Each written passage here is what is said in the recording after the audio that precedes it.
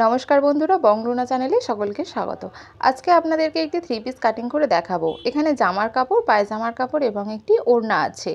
Cutting करार समय ओड़नार जेहेतु प्रयोजन नेই तबे सेलाइয়ের समय अवश्यई এটা দেখাবো। বোঝার সুবিধার জন্য কামিজের মাপ আমি স্ক্রিনে দিয়ে দিয়েছি, অবশ্যই ওটা আপনারা একটু দেখে নেবেন। এখানে ঝুল রয়েছে 33 ইঞ্চ, ছাতি 33 ইঞ্চ, কোমর 29 ইঞ্চ, পুট 13 ইঞ্চ, হাতা 11 এবং মোহরি 10.5 ইঞ্চ। এখন আমি কামিজ কাটিং করার জন্য কাপড়টিকে 4 ভাঁজে ভাঁজ করে নেব।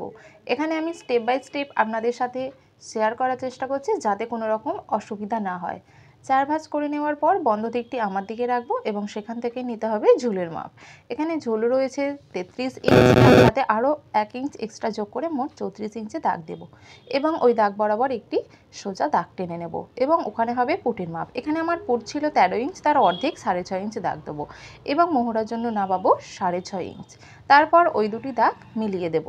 মোহরার মাপ যেখানে শেষ হয়েছে সেখান থেকে আমরা নেব ছাতির মাপ। এখানে আমাদের ছাতি রয়েছে 33, তার 4 ভাগের 1 ভাগ নিয়ে নেব 8 ইঞ্চ 2 সুতো এবং নিয়ে নেব এক্সট্রা 1.5 ইঞ্চের মতো। এটা আপনারা আপনাদের পছন্দ অনুযায়ী নিতে পারেন।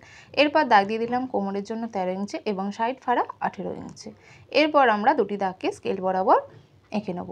তারপর কোমর অংশে নিয়ে নেব কোমরের মাপ 4 ভাগের 1 ভাগ এবং সাইড ফাড়া যেখানে থাকবে সেই মাপটি এবং ছাতির মাপ আমি 1 রেখে এখানে রেখে দিয়েছি। এখানে আমার ছাতি এবং পাছার মাপ 1, সেজন্য আমি আর দাগ দিলাম না, একেবারে আমি ওই মাপটি নিয়ে বসিয়ে দিয়েছি। এখানে যদি আপনাদের পাছার মাপ আলাদা হয় সেক্ষেত্রে কিন্তু আপনাদেরকে আলাদাভাবে ড্রয়িং করতে হবে। এরপর আমরা ঘের অংশের জন্য দাগ দেব। এখানে দু রকম ঘের অংশ হয়ে থাকে, একটি হচ্ছে স্ট্রেট আর একটি হচ্ছে অনেকটা খেলানো কোনা আছে মতো। এবার আপনারা আপনাদের পছন্দ অনুযায়ী দাগ দেবেন। এখানে আমি স্ট্রেট দাগ দিয়ে দিয়েছি ছাতির মাপ অনুযায়ী। ছাতির মাপ যা নিয়েছি এবং এক্সট্রা যা নিয়েছি সেই পরিমাণ দাগ আমি নিচেও দিয়ে দিলাম। আর্মহোলের শেপ ঠিক রাখার জন্য আমি হাফ ইঞ্চ ভিতরের দিকে একটি দাগ দিয়ে নিয়েছি এবং স্ট্রেট লাইন ড্র করে নেব এবং পুট অংশের জন্য হাফ থেকে 1.25 ইঞ্চ পরিমাণ কাঁধ আমি ডাউন করছি। এক্ষেত্রে কাঁধের ফিটিংসটিও সুন্দর আসবে। এরপর আর্মহোলের শেপ দেওয়ার জন্য 1.5 ইঞ্চ পরিমাণ বাইরের দিকে একটি দাগ দিয়ে নেব। দাগ দিয়ে নিয়ে একটি কার্ভ শেপ দিয়ে দেব। কার্ভ শেপ দেওয়া হয়ে গেলে আমাদের এখানে ড্রয়িং করা কমপ্লিট হয়ে যাবে। এবার আমরা কাটিং করে নেব।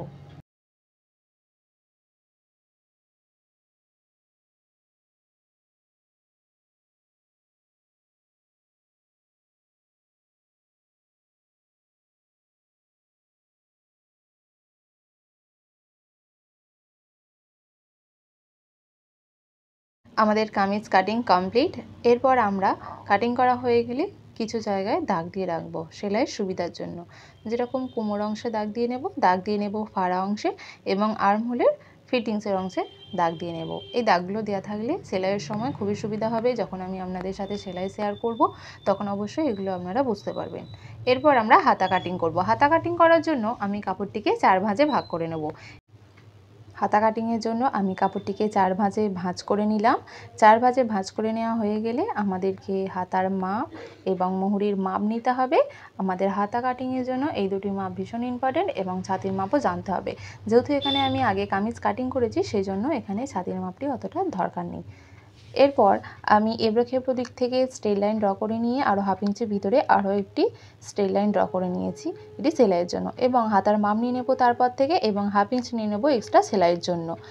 এরপর আমি এই দাগ বরাবর একটি স্ট্রেট লাইন ড্র করে নেব এবং 3 ইঞ্চ ভিতরের দিকে একটি দাগ দিয়ে আমাদেরকে হাতার শেপ দিয়ে দিতে হবে। হাতার শেপ দেওয়া হয়ে গেলে আমাদেরকে মোহরির মাপ নিতে হবে। এরপর আমাদেরকে অপর সাইডে মোহরির অর্ধেক নিয়ে নিতে হবে। তারপর আরও এক্সট্রা 1.5 ইঞ্চ নিয়ে নিচ্ছি। আপনারা আপনাদের পছন্দ অনুযায়ী নিয়ে নেবেন এক্সট্রাটি এবং যে এক্সট্রা নেবেন সেটি কিন্তু প্রতি ক্ষেত্রেই আগে নিতে হবে।